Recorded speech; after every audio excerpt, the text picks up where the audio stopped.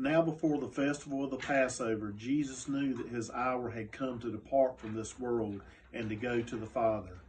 Having loved his own who were in the world, he loved them to the end. The devil had already put into the heart of Judas, son of Simon Iscariot, to betray him. And during supper, Jesus, knowing that the Father had given all things into his hands, and that he had come from God and was going to God, got up from the table, took off his outer robe, and tied a towel around himself. Then he poured water into a basin and began to wash the disciples' feet and to wipe them with the towel that was tied around him.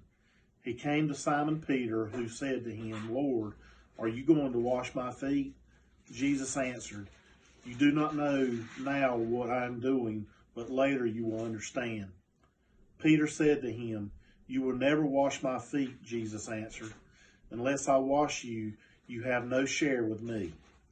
Simon Peter said to him, "Lord, not my feet only, but also my hands and my head." Jesus said to him, "One who has bathed does not need to wash except for the feet, but is entirely clean. And you are clean, though not all of you." For he knew who was to betray him. For this reason he said, "Not all of you are clean."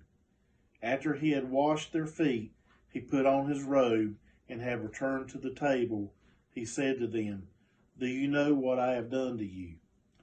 You call me teacher and Lord, and you are right, for that is what I am.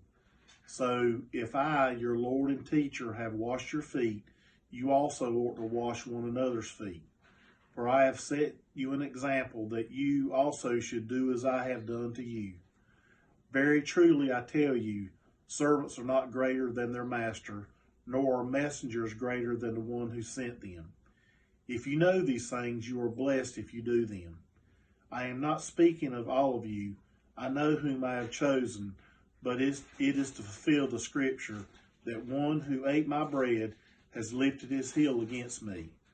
I tell you this now before it occurs, so that when it does occur, you may believe that I am he. Very truly I tell you, whoever receives one whom I send receives me, and whoever receives me receives him who sent me." After saying this, Jesus was troubled in spirit and declared, "Very truly I tell you, one of you will betray me." The disciples looked at one another, uncertain of whom he was speaking. One of his disciples, the one whom Jesus loved, was reclining next to him. Simon Peter therefore motioned to him to ask Jesus of whom he was speaking. So while reclining next to Jesus, he asked him, "Lord, who is it? Jesus answered, "It is the one to whom I have this piece of bread when I have dipped it in the dish." So when he had dipped the piece of bread, he gave it to Judas, son of Simon Iscariot. After he received the piece of bread, Satan entered into him. Jesus said to him, "Do quickly what you are going to do." Now no one at the table knew why he said this to him. Some thought that because Judas had the common purse, Jesus was telling him, "Buy what we need for the festival," or that he should give something to the poor. So after receiving the piece of bread, he immediately went out, and it was night. When he had gone out, Jesus said, "Now the Son of Man has been glorified, and God has been glorified in him. If God has been glorified in him, God will also glorify him in himself, will glorify him at once.